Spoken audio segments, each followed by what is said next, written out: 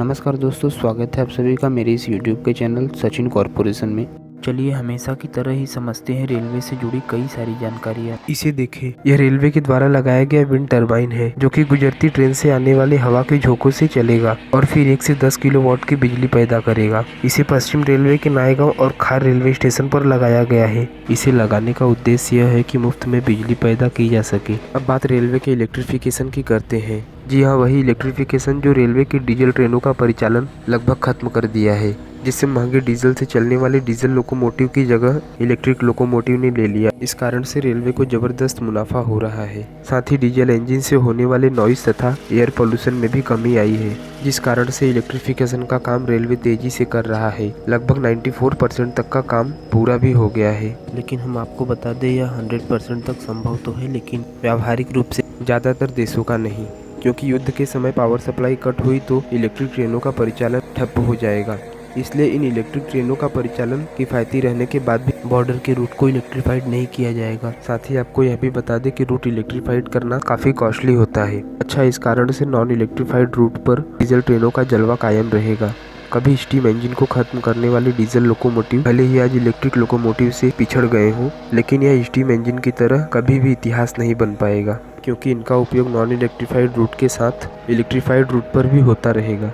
साथ ही संटिंग की प्रक्रिया में तथा लग्जरीज ट्रेनों को चलाने के लिए इनका ही उपयोग किया जाता है। हम आपको बता दें कि रूट इलेक्ट्रीफाइड रहने पर भी कई सारे ट्रेनों को इनके द्वारा ही हॉल किया जाता है। ऐसा इसलिए क्योंकि हर रूट की एक कैपेसिटी होती है इलेक्ट्रिक ट्रेनों को चलाने की। अच्छा, लग्जरीज ट्रेनों में इसका उपयोग इसलिए किया जाएगा ताकि इंजन को बदलने में लगने वाले समय से यात्रियों को परेशानी ना हो।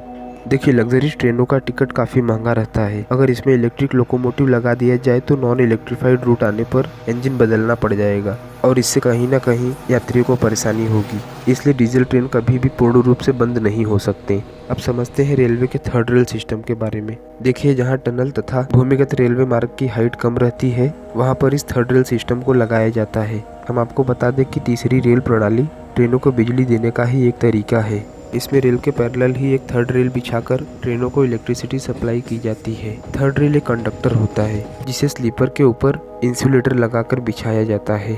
ऐसे में लोकोमोटिव में लगा कॉन्टैक्ट शूज इसके टच में रहकर स्लाइड करते हुए सप्लाई को इंजन में देते रहते हैं। वैसे भूमिगत रेल मार्ग तथा टनल की हाइट जहाँ कम होती है उन जगहों पर ही इसे लगाते हैं, क्योंकि वहाँ पर्याप्त जगह नहीं होता है कि OHE वायर से पेंटोग्राफ द्वारा सप्लाई ले सकें।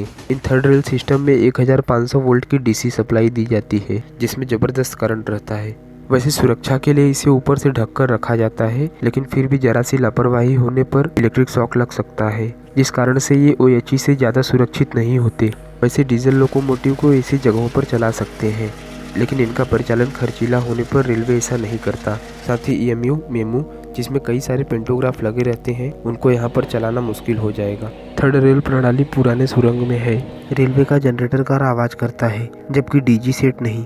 देखिए, इसमें सिर्फ इंजन को रख दिया जाता है और वहीं DG सेट पूरी तरह से ढका रहता है और इसमें ऐसा कुछ नहीं रहता। इसको ऐसे ही रखकर ऊपर से ट्रेन का ऊपरी कवच लगा देते हैं। अच्छा, ये काफ़ी ज़्यादा पावरफुल होते हैं। ऐसे में इन्हें ढक दिया जाए तो ये अत्यधिक हीट प्रोड्यूस करेंगे, क्योंकि कोच ऑलरेडी पूरी तरह से ढका होता है। फिर ऐसे में इन्हें DG सेट की तरह एक और कवर लगा देना मतलब पूरी तरह से हवा का संपर्क काट देने के बराबर होगा। दरअसल ये एयर कूल्ड जनरेटर होते हैं, तो ऐसे में इनका संपर्क वायुमंडल से होना चाहिए, क्योंकि वे बाहर की ठंडी हवाओं को लेकर इंजन को देते हैं, जिससे ये ओवरहीटिंग नहीं होते। इन्हें इस तरह खुला रखने के कारण ही ये इतना आवाज करते हैं। वैसे वाटर कूल्ड जनरेटर जहां रेडिएटर लगाकर ठंडे पानी से इंजन की गर्मी को कम किया जाता है, इसे जनरेटर का उपयोग करके इस समस्या से छुटकारा पा सकते हैं, क्योंकि ये बंद जगह में भी बिना ओवरहीटिंग के आसानी से चल पाते हैं। हाँ, इसमें समय समय पर पानी डालते रहना पड़ता है। अब ये चॉकलेटी कलर के चौकोन आकार को देखिए, शायद आपकी नजर यात्रा के दौरान इस पर पड़ी होगी। चलिए समझते हैं ये क्या है। दरअसल ये हैंडीकैप लोगों के लिए रहता है।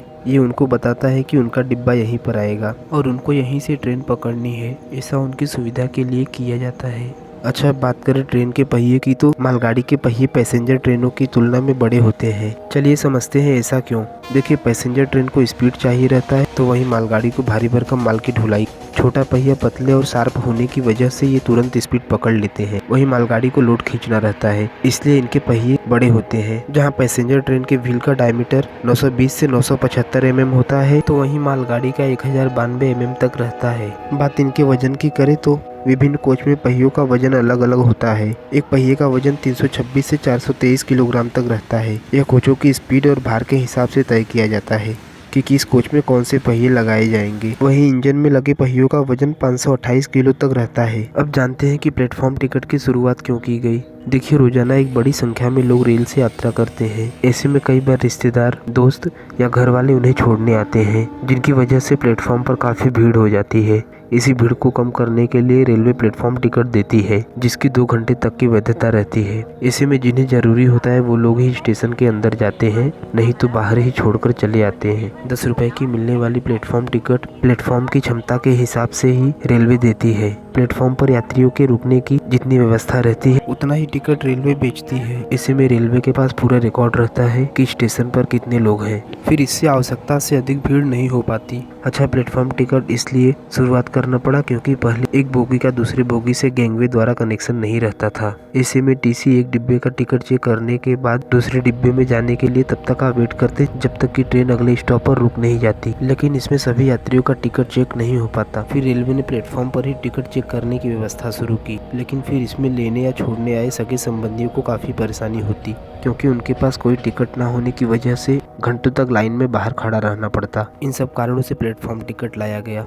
क्या आप जानते हो रेलवे टिकट पर कमीशन देता है, लेकिन यात्रियों को नहीं बल्कि एजेंट को, जिससे वे लाखों रुपए तक की मोटी कमाई करते हैं। अच्छा, रेलवे ने एटीवीएम की शुरुआत इसलिए की ताकि पैसेंजर को टिकट लेने के लिए लंबी कतारों में ना लगना पड़े। वैसे 5% तक कमीशन रेलवे कार्ड होल्डर को देती है। जी हाँ, वेंडिंग मशीन से टिकट लेने के लिए रेलवे ने कार्ड योजना की शुरुआत की। यदि आपने कार्ड में 100 रुपए का रिचार्ज कराया है तो आपको 105 रुपए मिलेंगे, लेकिन फिर भी ज्यादातर यात्री घंटों तक टिकट के लिए लाइन में ही लगे रहते हैं, क्योंकि उन्हें रेलवे के स्कीम और स्मार्ट कार्ड के बारे में जानकारी नहीं होती। टिकट काउंटर पर भी टिकट खरीदते समय रेल कर्मचारी उन्हें जागरूक नहीं करते। एटीवीएम मशीनों पर खड़े एजेंट स्वयं का कार्ड लगाकर खूब टिकट बेचते हैं, जबकि यहाँ लोगों को स्मार्ट कार्ड से टिकट निकालने का तरीका बताया जाना था। सूत्रों से पता चला कि बीते 6 महीने में स्मार्ट कार्ड बिक्री का आंकड़ा 200 भी पार नहीं कर सका, और वहीं एटीवीएम मशीन से करीब 6 लाख यात्रियों को टिकट बेची गई।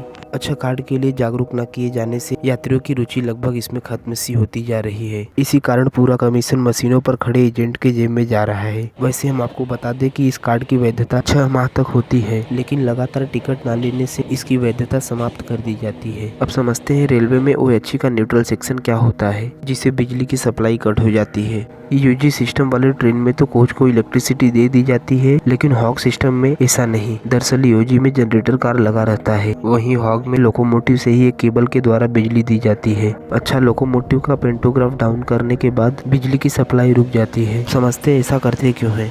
देखिए, न्यूट्रल सेक्शन फेज कन्वर्जन के लिए हर 30 किलोमीटर पर लगाया जाता है। ऐसा इसलिए किया जाता है ताकि हर फेज की बिजली लेकर ट्रेन को चलाया जा सके, नहीं तो एक ही फेज पर अत्यधिक भार पड़ने से इलेक्ट्रिसिटी ट्रिप कर जाएगी। इस सेक्शन को क्रॉस करते टाइम तकरीबन 4 से 5 सेकंड तक बिजली की सप्लाई कट रहती है। अगर पेंटोग्राफ डाउन ना करके सप्लाई ना काटी जाए तो फेज कन्वर्जन के दौरान शॉर्ट सर्किट होने से इलेक्ट्रिकल इक्विपमेंट खराब हो सकते हैं। तकरीबन 1 मीटर लंबे इस न्यूट्रल सेक्शन पर ही बिजली का फेज बदलता है, जिसे बताने के लिए लोको पायलट को 500 मीटर पहले से ही काउसन बोर्ड दे दिया जाता है। फिर आगे 250 मीटर पर भी लगाते हैं, और न्यूट्रल सेक्शन आने पर एक काउसन बोर्ड पर पेंटोग्राफ डाउन का सिंबल दिखाया जाता है। फिर गाड़ी इस सेक्शन को क्रॉस करती है, और इसे क्रॉस करते ही पेंटोग्राफ अप का सिंबल देते हैं, लेकिन यह एक लोकोमोटिव के लिए रहता है, जिसमें एक पेंटोग्राफ से पूरी ट्रेन चलती है। EMU और मेमू के लिए, जिसमें कई सारे पेंटोग्राफ होते हैं, उसे 12 कार 15 कार का साइन बोर्ड खंबे पर लगाकर दिखाते हैं। वहीं और आगे 20 कार का भी बोर्ड लगा रहता है,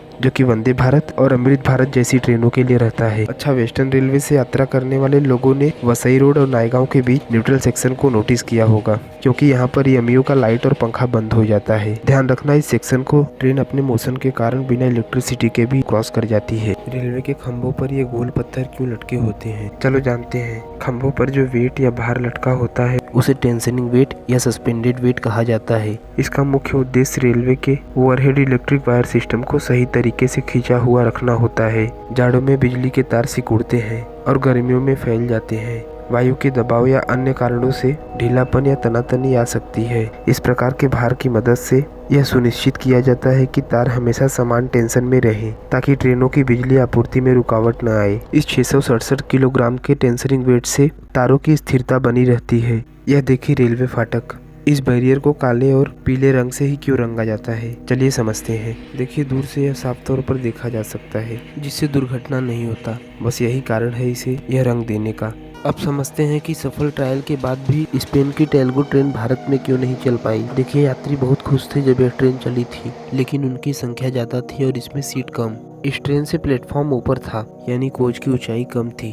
अब ऐसे में इस पर चढ़ने के लिए प्लेटफॉर्म से नीचे उतरना पड़ता। वैसे इसके परिचालन से रेल मंत्रालय संतुष्ट था, लेकिन रेल बोर्ड का कहना था कि इसके डिब्बों की चौड़ाई भारतीय रेल के ट्रैक के हिसाब से सही नहीं है। हम आपको बता दें कि टेल्गो ने तीसरे ट्रायल में 140 किलोमीटर पर आवर की स्पीड से 12 घंटे 7 मिनट में दिल्ली से मुंबई रूट का सफर पूरा किया था। 9 कोच वाली इस ट्रेन का रखरखाव और परिचालन काफी कॉस्टली था, जिस वजह से यह भारतीय रेल का हिस्सा नहीं बन पाई। स्पेन की टेल्गो ट्रेन का trial run 180 kilometre per hour की स्पीड से सफलतापूर्वक पूरा हुआ था, जो कि उस समय की सबसे तेज ट्रेन बन गई थी, जिसने गतिमान को भी पीछे छोड़ दिया। वैसे टेल्गो की कमी को वंदे भारत ने पूरा कर दिया। अब अंतिम में मैं आपको बताना चाहूंगा कि रेलवे का हेडक्वार्टर न्यू दिल्ली में स्थित है, जहां से रेल मंत्री इसे एक नई दिशा देते हैं। रेल के विकास में हर रेल मंत्री का अपना एक अहम योगदान है, जिनके नाम कुछ इस प्रकार हैं। आज के इस वीडियो में सिर्फ इतना ही। कमेंट करके बताएं वीडियो कैसा लगा, शेयर करें। वीडियो अच्छा लगा तो लाइक करें, सब्सक्राइब करें और नए वीडियो की नोटिफिकेशन के लिए बेल आइकन को टच करें। मिलता हूँ एक नई वीडियो में नए टॉपिक के साथ। तब तक के लिए bye bye and take care.